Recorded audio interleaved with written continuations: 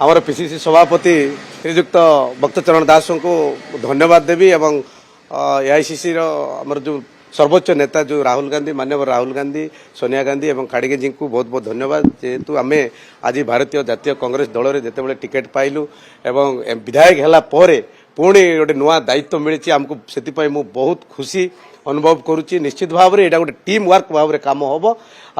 आशार प्रत्येक जिले में जो टीम जो वर्तमान जो यंग मास को देकर यंग मास को जो दायित्व दि जाए साधारण संपादक को आमर जो विधायक मान जो दि जाए निश्चित भाव में आम आशा करुचु प्रत्येक जिला को गस्त करूँ एवं कांग्रेस को केमती मजबूत करा जाई परिबो। आसंता 2029 निर्वाचन को आखि आगे रखी आम निश्चित भाव में ओडिशार स्वार्थ पाई ओडिशार जनसाधारण स्वार्थ पाई निश्चित भाव में यार जहाँ समस्या रही ओडिशार निश्चित भाव में आम लड़ाई करूँ एवं संगठन को मजबूत करूँ। आगामी जो विधानसभा जितेबाला विधानसभा हुए सेठी ओडिशार स्वार्थ पाई ओडिशार जनसाधारण स्वार्थ पाई निश्चित भाव में विभिन्न प्रकार प्रसंग में आम यही सरकार को आम यही सरकारी दल को घेरबू एवं आम दल को मजबूत करूँ। आगामी दिन में आसंता 2029 को निश्चित भाव में आखि आगे रखी आम सरकार को जमती आणबू कांग्रेस सरकार ये गठन हम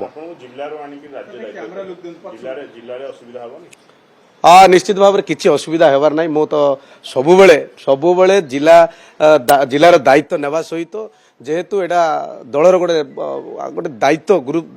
गुरु दायित्व जो देइछन्ती मो निश्चित भाव में जिला को मध्य फोकस करी एवं राज्य रे मध्य मो सभापति निर्देश अनुसार जहाँ निर्देश दियंती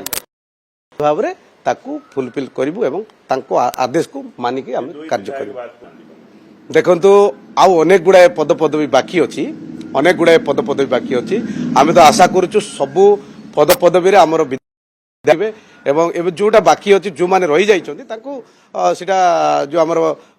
जो सभा भाव में निर्णय करेंगे निश्चित भाव में ठीक अच्छे आम तो आशा करूँ बहुत खुशी प्राउडफुल आम माने बहुत गर्व अनुभव करूँ जे आमको गोटे एडे बड़ दायित्व गोटे देइछन्ती आमे से दायित्वटा को निश्चित भाव में पालन करी देखंतु ये जो कमिटी रे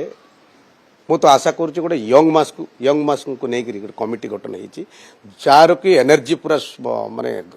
गरम होकर अच्छी निश्चित भाव में गोटे आगामी दिन परिवर्तन हम ओडिशा रे परिवर्तन होगा जाऊँगी।